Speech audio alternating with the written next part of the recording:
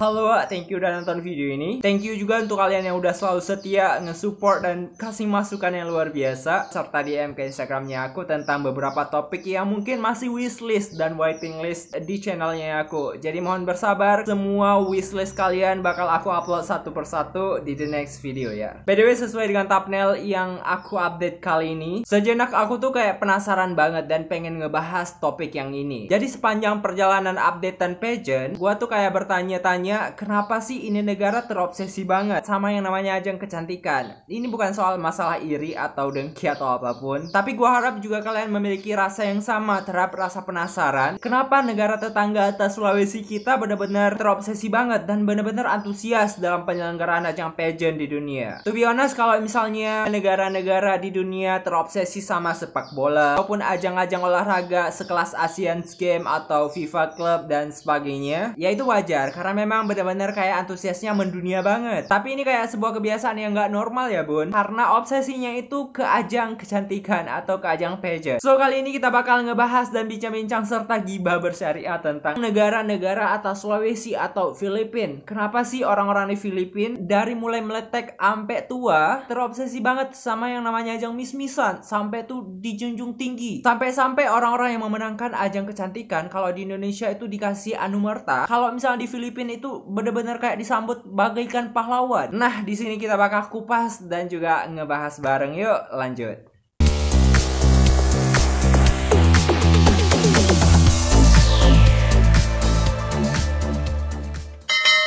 Oke, kalau ngomong-ngomong masalah obsesi terhadap ajang kecantikan, sebenarnya negara Filipina itu udah lama banget terobsesi sama yang namanya ajang kecantikan di dunia. Berdasarkan literatur yang gue baca, ternyata dari tahun 1969 nih, seluruh masyarakat Filipina itu udah berbondong-bondong menyaksikan yang namanya ajang pageant di internasional, khususnya Miss Universe. Jadi kebayang kalau di masa itu, Indonesia masih angkat senjata bambu runcing untuk berperang, atau mungkin masih zaman-zaman amburadurnya pemerintahan. Tapi beda kasus sama warga negara Filipina sana, dimana mereka tuh bener-bener kayak mengagungkan the first Miss Universe dari Filipina, yang kala itu tuh dijunjung bak pahlawan banget ketika pulang ke Filipina sana. Jadi mungkin ini yang menjadi landasan kenapa orang-orang Filipina dari mulai meletek sampai tua kakek nenek suka yang namanya ajang pageant. Kejadian makin membabi buta setelah adanya kemenangan dari Pia Alonso Woodbus yang kala itu tuh ketuker sama Kolombia. Jadi kebayang ya ekspresi bakla-bakla di sana tuh seperti apa girangnya ketika tahu bahwa Pia sebagai juara di tahun 2015. Ya, meskipun kita tahu bahwa ada kasus jambak-jambakan online berjamaah antara bakla sama pageant lovernya Kolombia kala itu. Tapi jujur, ajang kecantikan tuh kayak udah mendarah daging banget di ajang Filipina sana. Dan konon katanya orang-orang Filipina itu terobsesi sama yang namanya ajang kecantikan karena mereka tuh kayak ngehalu-halu Bandung banget, berharap ada cerita Cinderella yang versi nyata terjadi di Filipina sana. Jadi kebayangkan bun ceritanya seperti apa, dimana Cinderella yang kalanya itu seorang anak tiri yang diperlakukan sangat-sangat buruk sama mak tiri. Kemudian di endingnya ada seorang pangeran yang datang membawa sepatu kaca, kemudian menikah dan happy ending forever.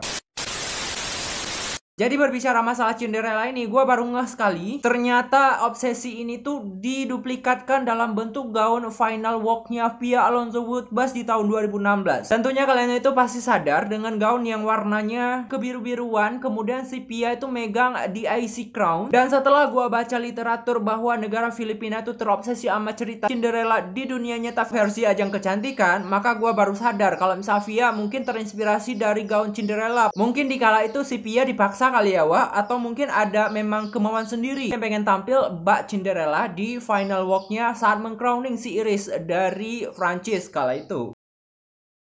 Dan gak hanya itu, ternyata di tahun 2018 muncul lagi keseruan-keseruan bakla dan juga pageant lover dari Filipina yang benar-benar kayak mengagung-agungkan banget Miss Universe kala itu. Apalagi atas kemenangan dari Catriona yang benar-benar dibanggakan karena gagal sebelumnya meraih crown dari Miss World di tahun 2016. Nah, ini nih yang menjadi bakla kegirangan banget ketika mendapatkan crown terbaru. Pokoknya setiap masyarakat Filipina lebih bangga kalau mereka tuh ngehitung crown tiap tahun dibanding dibandingkan dengan progres negaranya masing-masing tuh. Jadi nggak heran ya Wak, kalau misalnya di negara Filipina, crown adalah segalanya dibandingkan dengan prestasi olahraga sekalipun di dunia. Nggak apa-apa deh kalau misalnya kalah di Piala Dunia atau nggak masuk semifinalis Piala Dunia. Yang penting masuk semifinalis di Miss Universe atau Miss World gitu. Ya namanya juga Filipina. Dan nggak hanya itu, ada beberapa fakta yang gua kumpulin bahwa ternyata orang-orang di Filipina tuh terobsesi dari ajang kecantikan karena mereka tuh pengen ngelepas diri dari kemiskinan. Jadi nggak heran Wak kalau misalnya gadis-gadis dan juga emak-emak di sana menyuruh anak-anaknya untuk ikut ajang versi pageant, baik itu male pageant maupun female pageant. Ya kayak berharap ada cerita Cinderella di negeri halu-halu Bandung menjadi nyata, dan berharap suatu saat anaknya tuh kayak Pia Alonso Woodbus ataupun Catriona Gray atau Miss Universe pertama dari Filipina yang memenangkan crown Miss Universe dan terbang tuh ke USA, tinggal di apartemen mewah ya bun di negara Amerika. Dan gak hanya itu, ternyata effort dari setiap wanita-wanita di Filipina tuh benar-benar wow banget.